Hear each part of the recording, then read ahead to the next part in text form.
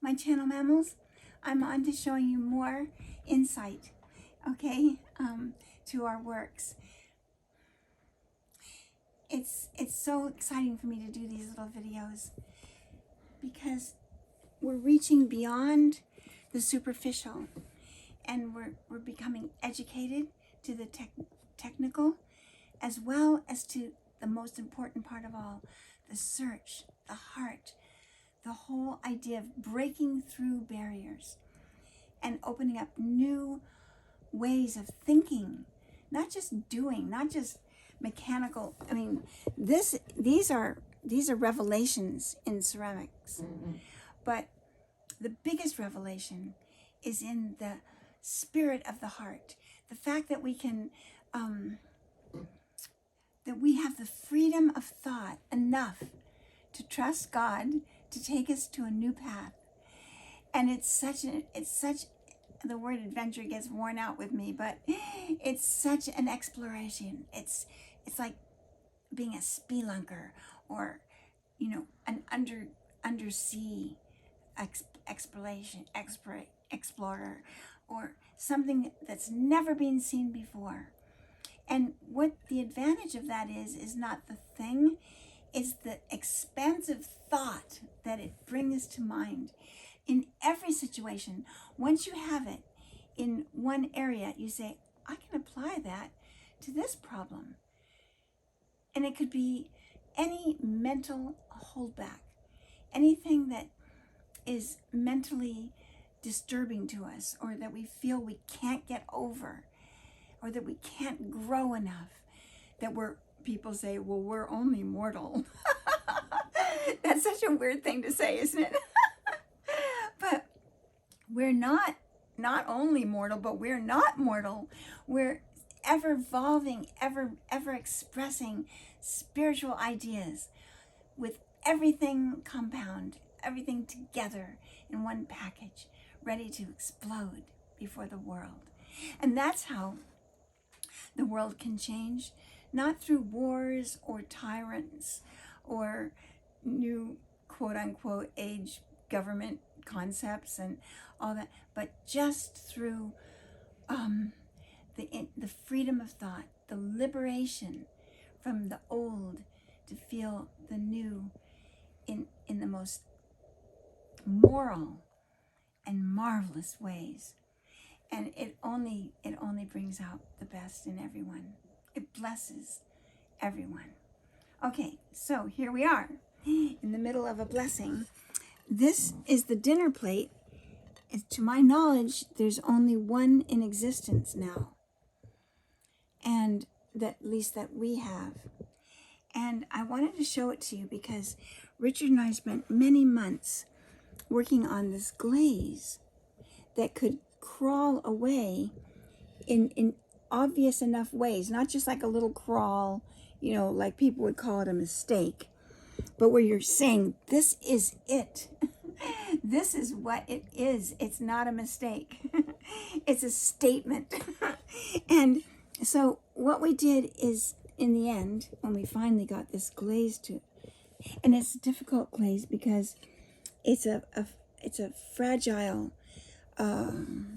surface glaze. It's like if you put something wet on something powdery, it wants to crawl away, but sometimes it doesn't ever adhere. So the temperatures, the placement in the kilns, the other materials that are in the glaze, all of those are important to keep it under control in a functional way. That's very important to us, that our work is mostly functional. I giggle because I'm not sure everyone would agree with me. But anyway, this is a beautiful old transfer that we used on the dinner plates. And then we painted stripes. Do you see the stripes? Purple, dark, like a dark cobalt, and a rusty rose, and ochre, and green, and turquoise, and violet, and all these colors all the way around the outside of this plate. And then the glaze broke through And it did its job perfectly. It showed everyone. Isn't that great? So the back just looks like a regular plate. In fact, this doesn't even have our crest on it because it was so early in the development of the idea. We weren't ready to put labels on things yet. Although we could sign it. If someone bought this, we would definitely sign it for them. And then here, a lot of people have been buying the little sauce dish, the little dainty dish. And it's part of the collection, do you see? And we happen to have, gosh, we've got quite a few people have been buying them, but we probably got about 20, maybe, of the, at least 20. So 20 people could have one, or one person could have 20 of them. There's so many ways to use 20 of these. I've used them for so many events and so many situations. But you see, if you look closely, it's the same idea. See how the glaze is crawling away. It looks like old wallpaper that's falling off the walls. Isn't it? I just love it so much. And I love the pansies. And then there it is with its crest. It's a beautiful crest. And then Richard, last week, found these, and I'd forgotten we had 6 of them. We have 6 of these. This is the, I guess you'd call it the breakfast bowl or the bowl. And there it is. Again, it's a little harder for me to see it with this pattern because it's kind of natural color of terracotta. Do you know what I mean? So there's terracotta under it, and then the flowers. But the texture is definitely there. If you see it in a certain light, you might see the cracks and crevices. And then, of course, I love how it does around this beautiful rose. And this one has its crest. And I can show you different ones. You see, here's another one. See how it's a little bit different, the way it is, the way it shows itself off. This one is one that I would call, if it was in production, I would call this one flawed. But I won't now because it can't go anywhere. But see how it crawled away more here? So I wouldn't have chosen that. But if you wanted 6 of these, this would definitely be one of them. It's not a bad thing. It's just not my favorite. This one. Anyway, here they all are. I'm gonna be careful that I don't have an accident with them. So, this was called Evelyn Street.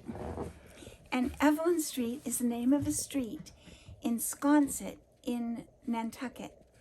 And it's a street, I've told you about it before. It's a street where some very long time since the man was 5 years old, and I was probably 7 years old.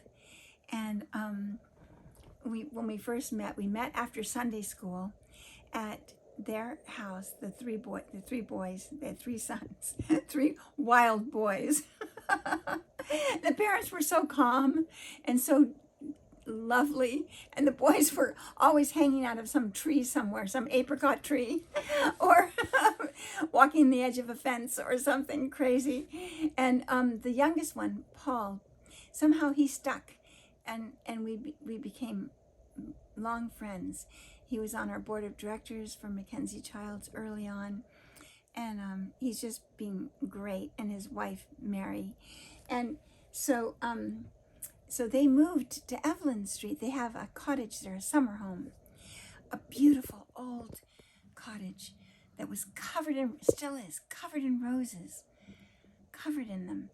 And they asked Richard and me if we would work on their house with them. And we did, and it was a joy, a great joy. You've seen some little photos of it, little bits of it, but you don't know that. Okay, someday maybe we'll point out some little corners of their house. It's wonderful. Okay, so I'm going to say ahoy for now, and go on to another thing.